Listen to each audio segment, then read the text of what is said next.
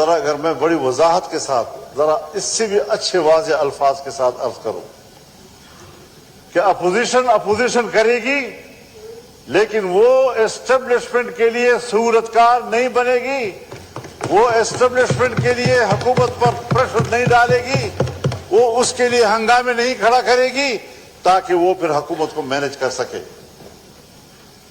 آج وہ ساری چیزیں بگڑ گئی، دوبارہ معاملات خراب کر دیے گئے۔ میں تو آج بھی کہتا ہوں کہ عمران خان کو باہر آنے دیں۔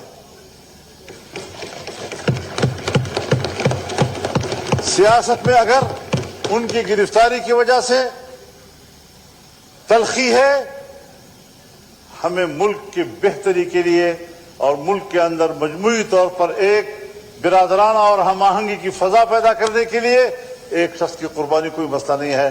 آ جائیں باہر میدان میں سیاست۔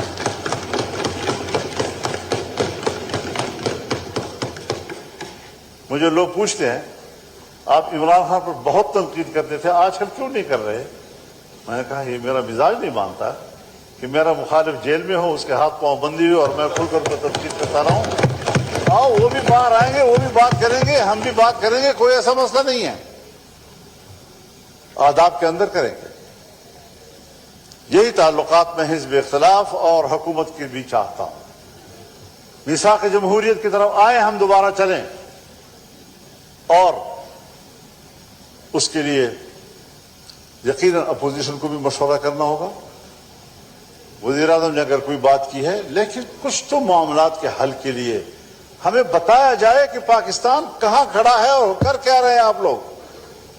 اگر آپ کو یہ خطرہ ہے کہ ان کیمرے میٹنگ ہوگی اور پی ٹی آئی والے کوئی ہنگامہ کریں گے، میں اس floor per P T I والوں کی ضمانت خود لیتا ہوں، کوئی ہنگامہ نہیں کریں گے، وہ سنیں گے بات۔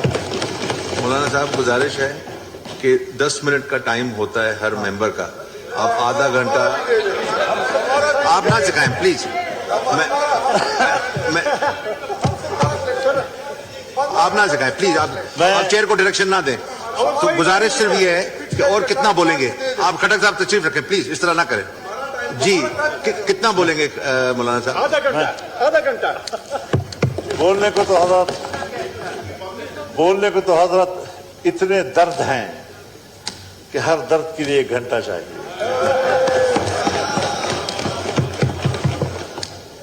اور اب میں آپ کے اوپر جب ایک بوجھ آ گیا، ایک دباؤ آ گیا، تو مجھے آپ کے درد کا بھی احساس ہے۔ مجھے یہ بھی معلوم ہے کہ یہ درد آپ کا اکیلا نہیں ہے، یہ درد کہیں سے آ جاتا ہے۔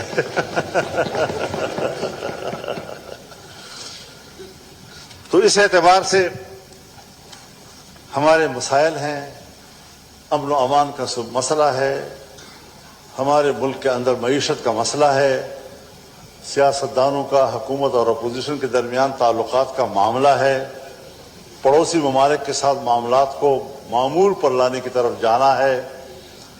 اگر میں پی ٹی آئی کے ساتھ شدید اختلافات کے باوجود اس پارٹی کے ساتھ اپنے تعلقات کو معمول پر لانے کے لیے سفر شروع کیا، اور کافی سفر میں نے کیا ہے، تو آپ بھی اپنے پڑوسی ممالک کے ساتھ تعلقات کو معمول پر لانے کے لیے سفر شروع کریں۔ تلخی اور شدت سے کچھ حاصل نہیں ہوگا۔ جی